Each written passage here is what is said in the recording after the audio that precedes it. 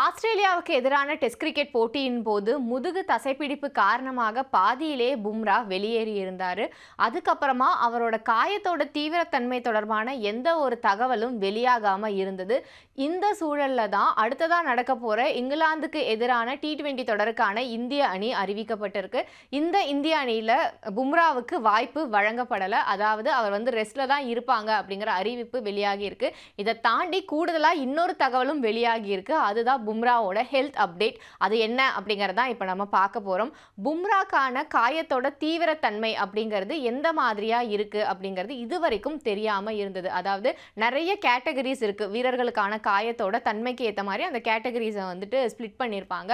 உதாரணத்துக்கு சொல்லணும் அப்படின்னா, ஒரு சின்ன அளவிலான காயம்னா அவங்களுக்கு ரெஸ்ட் எடுக்கிறதுக்கான காலகட்டம்ங்கிறது 1 வாரத்திலிருந்து 2 வாரம் வரைக்கும் வழங்கப்படும். அடுத்ததா செகண்ட் கேட்டகரியா இருக்கிறதா இருந்தது அப்படின்னா அவங்களுக்கு 6 வாரங்கள் வரைக்கும் ஓய்வு தேவைப்படும். அதுவே தேர்ட் கேட்டகரி அப்படின்னு போகும்போது அது சர்ஜரி வரைக்கும் போறதுக்கான வாய்ப்புகள் அதிகமாக இருக்கும். அப்போ அந்த காயத்திலிருந்து அவங்க மீண்டு வரதுக்கு 6 மாதங்கள்ல இருந்து 1 வருடங்கள் கூட ஆகலாம் அப்படிங்கறதான் கிரிக்கெட்டை பொறுத்த வரைக்கும் ஒரு காமன் ரூலா இருக்கு.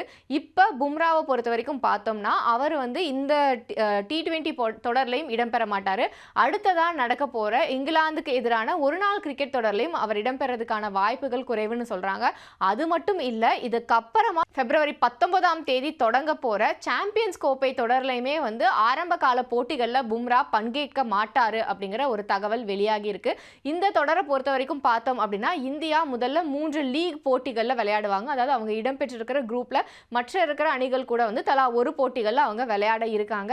இந்த போட்டிகளோட முடிவின் அடிப்படையில் தான் நாக் அவுட் சுற்றுக்கு இந்தியா முன்னேறுவாங்களா இல்லையா அப்படிங்கிறது தெரிய வரும். ஒருவேளை இந்தியா நாக் அவுட் சுற்றுக்கு முன்னேறினா அங்கதான் பும்ரா இந்தியன் டீம் கூட ஜாயின் பண்றதுக்கான வாய்ப்பு இருக்கிறதா சொல்லப்படுது. இதெல்லாம் நடக்கிறதுக்கு கிட்டத்தட்ட மார்ச் மாதம் வரைக்கும் ஆகும். ஏன்னா அந்த சமயத்துல தான் நாக் அவுட் சுற்றுகள் தொடங்க இருக்கு. இது எல்லாத்தையும் கால்குலேட் பண்ணி பார்க்கும்போது நமக்கு தெரிய வர விஷயம் என்ன அப்படின்னா, பும்ராவுக்கு அந்த கேட்டகரி 2 அப்படிங்கிற ரேஞ்சிலான இன்ஜுரி தான் இருக்கு அப்படிங்கிறத நம்ம ஈஸியா புரிஞ்சுக்கலாம். ஏன்னா ஆஸ்திரேலியாவுக்கு எதிரான தொடர் அப்படிங்கிறது ஜனவரி 1st வீக்லேயே முடிஞ்சாச்சு. அதுக்கப்புறமா பார்த்தோம் அப்படின்னா இந்த மாசத்துல ஒரு 3 வாரம், அதுக்கப்புறம் பிப்ரவரி ஃபுல்லா கால்குலேட் பண்ணா ஒரு 4 வாரம், இது ரெண்டையும் சேர்த்தோம் அப்படின்னா ஒரு 7 வாரங்கள் ஆயிடுச்சு. 8வது வாரமான அந்த மார்ச்ல நடக்க போற நாக் அவுட் போட்டிகளில் தான் அவர் பங்கேற்கிறதுக்கு வாய்ப்பு இருக்கிறதா சொல்லப்படுறதுனால இந்த 8 வாரம் அவருக்கு ரெஸ்ட் தேவைப்படுது அப்படின்னா அவரோட காயத்தோட தன்மை அப்படிங்கிறது கொஞ்சம் தீவிரமாக தான் இருக்கு அப்படிங்கிறத நம்மளால புரிஞ்சுக்க முடியுது. அது மட்டும் இல்லாம இப்போ புதுசா இது கூட இன்னொரு தகவலும் வெளியாகி இருக்கு. அது என்ன அப்படின்னு பார்த்தோம்னா, முதல்ல பும்ராவுக்கு தசை பிடிப்பு ஏற்பட்டது முதுகுல அப்படின்னு தான் சொல்லப்படுது.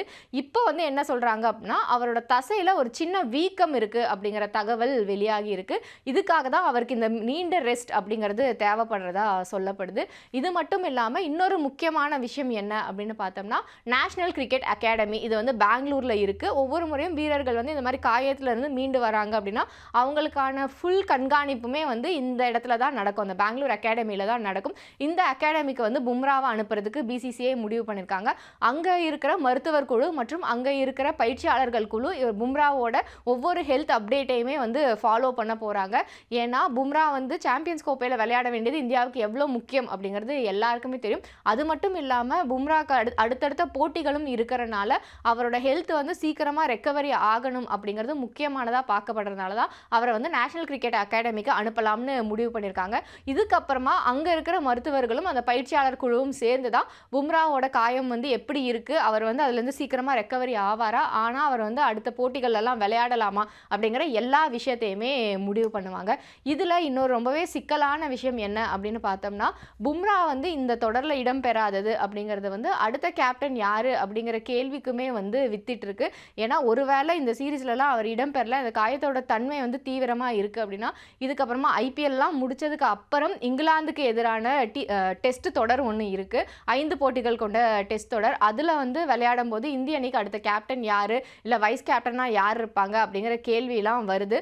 அதுக்கு முன்னாடியே அவர் சீக்கிரமா ரெக்கவரி ஆயிருவாரு அப்படின்னு சொல்லப்பட்டாலுமே இதை பத்தி இது வரைக்கும் அதிகாரப்பூர்வமா BCCI தரப்புல இருந்து எதுவுமே சொல்லல.